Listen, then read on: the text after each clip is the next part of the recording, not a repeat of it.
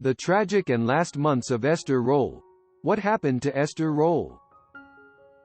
Esther Rolle was born on November 8, 1920, in Alabama, Florida, the 10th in a family that would eventually number 18 siblings.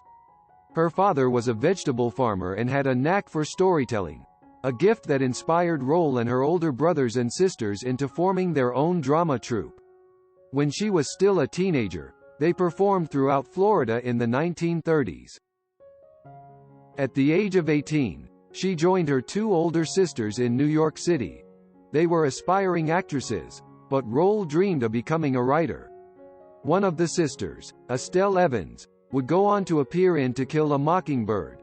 The other, Rosanna Carter, appeared as the judge in She-Devil. Rolle's writing teacher, however, saw more promise in her acting abilities and suggested she hone them in drama classes. During the 1940s, Rolle found steady work as a dancer in the Acideta de Fora dance troupe, where she stayed for a dozen years. She later joined a company called the Calypso Carousel. In 1955, by then in her early 30s, Rolle settled down and got married. Her husband pressed slacks in a dry cleaner, and Rolle happily assumed the burdens of domesticity. Her enthusiasm was expressed by her cooking, and by the time the marriage ended 5 years later she had added substantial inches to her previously lean dancer's frame. Ironically, the extra pounds helped her gain work. The image of a black woman was always a fat black woman, she told People magazine in 1990. By then Rolle had become a founding member of the Negro Theater Ensemble. Over the next several years, she appeared in such Broadway productions as Blues. In 1972, producers for a proposed CBS sitcom created by Norman Lear of All in the Family fame were searching for someone to play a supporting role as an African-American maid in a liberal white household. Rolle won the part of Florida Evans on Maude, the fictional cousin to Archie Bunker of All in the Family on the popular CBS show. Staying 2 seasons, Rolle's character often volleyed pointed barbs at the rather naively liberal but well-meaning members of the household. Her talents led to an even greater opportunity when Lear and the producers decided to create another spin-off based around the fictional Florida Evans' home life. Good Times debuted in early 1974 and made television history as the first African-American sitcom. It was an instant success.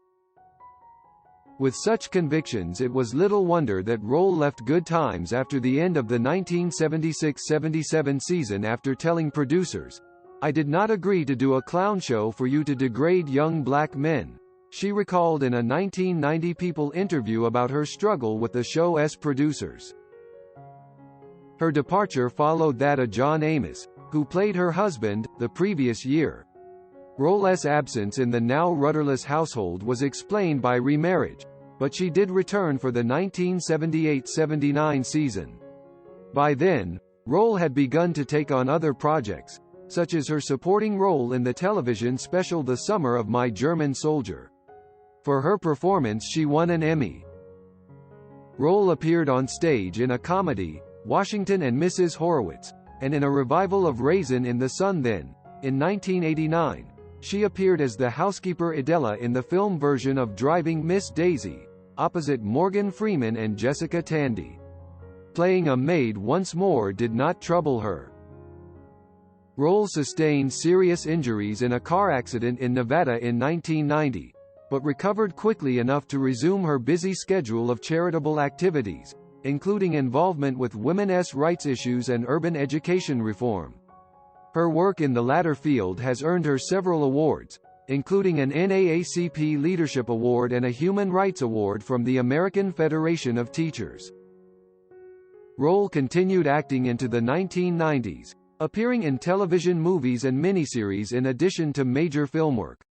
She had small roles in the films House of Cards, 1993, How to Make an American Quilt, 1995, and My Fellow Americans, 1996, before taking on the larger role of Sarah in the critically acclaimed 1997 movie, Rosewood. Sadly, on November 17, 1998, Rolle passed away at Brotman Memorial Hospital in Culver City, California, after suffering from diabetes and undergoing dialysis for some months. Goodbye Esther Rolle.